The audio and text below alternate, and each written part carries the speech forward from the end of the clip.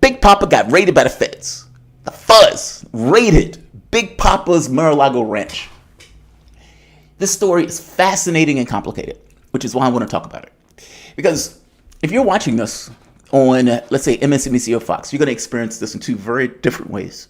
From Fox, it's the goddamn feds, they're over authority in regards to them going after Donald Trump. How dare they do this to a previous president? We're going to be a banana republic, et cetera, et cetera. The Democrats are, this is just the federal government doing what the federal government is supposed to do. No man is above the law, not even a previous president. It doesn't matter that he has Secret Service. It doesn't matter. His name is Donald Trump. It doesn't matter that Jamarl calls him Big Papa. It doesn't matter any of that. All things being equal, Donald Trump took documents when he left the White House. He wasn't supposed to take those documents when he left the White House. This is just the federal government and the law doing its job. Those are drastically different points of view. Drastically different points of view. And yet, not so much.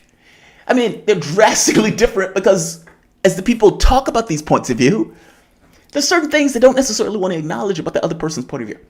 Let's go into the story. Let's have a conversation about it. I'm fascinated about the story. I shot across the bow. It's a shot across the bow. You want to run again? We don't believe you should be president. And if we find anything, we're going to pin your ass to the wall. That can be true. And it can also be true that Donald Trump took shit that Donald Trump wasn't supposed to take when he left the White House. That includes, those 16 boxes that he basically returned later.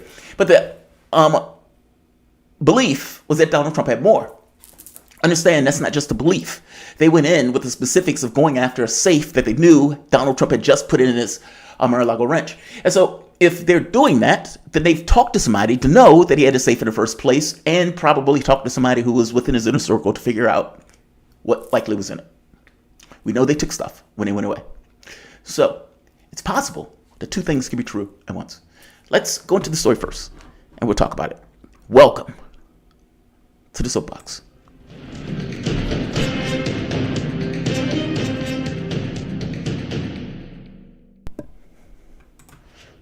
My name is Jamarl Thomas. This is Progressive Soapbox. Guys, if you dig this content, please like, share, and of course, subscribe. You can always support this content through PayPal or Patreon. I don't know if I'm going to keep this long, but I'm fascinated by this story. I'm fascinated by the story. Because the most interesting part about the story is not the details. Details almost don't matter. They matter, but they almost don't. It's what do they mean? It's the meaning that is the most important thing. Let's go into the story first. All right, this is NBC News. And very basic, very straightforward. President place was raided. Right here, this is Trump. Quote, "These are dark times in our nation as my beautiful home, Mar-a-Lago in Palm Beach, Florida, is currently under siege, raided, and occupied by a large group of FBI agents," Trump said in a statement. "After working and cooperating with the relevant government agencies, this unannounced raid on my home was not necessary or appropriate," Trump said, bemoaning, "They even broke into my safe. They even broke into my goddamn safe." That's like somebody saying, "They even kicked my dog. They even kicked my dog on the way out, those bastards."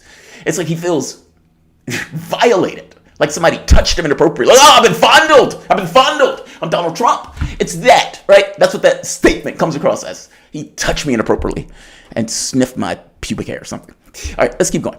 So Trump's lawyer basically said, look, we worked with the FBI and the DOJ all along the way. Didn't have to do this. Now, Manila wanted to call this a soft raid. Soft raid my ass. There is no such thing as a soft raid. Yes, there is an Oliver Stone raid where they come in with guns blazing like you're basically Scarface. There's that. And I would agree, that's a high key of intensity. But I got to be honest, anytime a bunch of people are coming into your house with guns, just trolling around about, you can't stop them from going there. They're coming in with stuff, pulling your safe, ripping it out. That's not soft. That's not soft. They have guns. If you tried to stop them, they would shoot you in the face. That's not soft. There's no such thing as a soft FBI raid. No such thing. But let's keep going. So right here, a senior government official told NBC News that the FBI was at Mar-a-Lago Ranch for the majority of the day and confirmed that the search warrant was connected with the National Archives. Trump this year had to return 15 boxes of documents that were improperly taken from the White House. The National Archives and Records Administration, or NARA, said in February, quote, "In mid-January 2022, NARA arranged the transport from the Trump Mar-a-Lago property in Florida." It's not a ranch, it's a property. Fair enough. in Florida for the National Archives was 15 boxes and contained presidential records following discussions with President Trump's representative in 2021. The National Archives said in a statement on February 7th. The same month, the National Archives and Records Administration asked the Justice Department to examine whether Trump's handling of White House records violated federal law, a story first reported to the Washington Post and subsequently confirmed by NBC News sources. Now, I was talking to John Kiriakou about this. That is the awesome thing about working in a newsroom. He made the point of saying he wanted them for his records, meaning he wanted it to write his book. Like basically Trump is looking at this as mine. Now, I know all Democrats are looking at this from the perspective of Donald Trump is trying to hide something. Donald Trump may be trying to hide something. That may be true. It also could be true that Donald Trump is keeping this stuff for his records. Who knows? Either way, it's illegal. It's illegal. Call it what it is. You may love Trump. You may be a Trump Republican. You may, Big Papa is manna from heaven, and we just need more Big Papa. That may be you, but let's just be very clear. It is illegal to do what Trump is doing here. If indeed Trump had something in his safe that he had no business keeping, just like he had those 15 boxes. Understand that Donald Trump basically wants to keep those boxes for whatever he wants to keep them for, whether it's to hide or whether it's to write his book. Irrelevant. It's illegal. You tell me, if your name is Donald Trump, do you want to do anything that would run afoul of the law in a way that would give them deference and choice to come after you? Yes, you have the January 6th stuff that Merrick Garland is basically mulling over, trying to figure out what they want to do about the January 6th stuff. Okay, whatever. But even with this, your name is Donald Trump. You don't have this, let's say, protection of the office that would be there for, let's say, an Obama, or let's say a Jimmy Carter, or let's say another president. You don't have that. You don't have, or even George Bush. You don't have that protection of the office. They hate you. They think you crawled out of hell. And all things being equal, anything that can take you down and prevent you from exceeding to power, especially if they don't believe that they can potentially beat you, or if they believe they can potentially lose to you, is permitted. It's not that you need a coordination of Democrats talking, even though this is coming out of the FBI, meaning Justice Department, meaning Merrick Garland. You just need a mindset, a workable point of view that a bunch of other people basically have. Meaning, if Bernie Sanders is giving a speech, and I'm in the audience in the speech, and I run for political office, am I talking to Bernie Sanders about what I'm doing in my political office, or do we just agree? I hope you understand what I mean. Like, you don't need people to collaborate in this particular way in order to take a choice. No, it's almost the workable point of view in and of itself compels the action. They don't like him. The feds, I would argue, were in part working with the Democratic Party and the media in this kind of weird coordination to try to take him out of office the first time around. He does not have deference of the office that would typically be there for the President of the United States. It is possible that Donald Trump has did something, once again, that was illegal. And I told you before, I thought Donald Trump should have been impeached for the January 6th stuff. There's that. But all things being equal, Trump may have done something. We'll see. I mean, at this point, they're not necessarily being all that open about what they found at the place. The interesting thing, though, is when Hillary Clinton had that email server, nobody did this. Nobody did this. And it's not that I'm saying this is right or wrong. I'm just trying to make the point. This is not equal justice under the law. You've heard me make the argument before that selective justice is not justice. It's something else. So when someone is standing there and was like, oh, this is just the law doing the law. And you point out, well, Hillary Clinton had an email server in her basement as Secretary of State. Comey gives this long-winded speech where he lists all of her failings, all of the things that would have gotten somebody else locked up, hell, thrown under a jail. And then comes to this weird assessment where he moves the goalpost and said, but it's not illegal. They didn't raid her place. They didn't raid the server thing. Why not? Why is it okay for one and not okay for the other? And more to the point for that part, what does it mean? I mean, I will tell you how it looks to me. It looks as if Merrick Garland and Democrats are stuck with a dilemma. Donald Trump could run again, and Donald Trump could potentially win. And that is after trying to knock over the government of the United States, which tells you something about the current incumbent in office and what people think of the political party of that current incumbent. All right.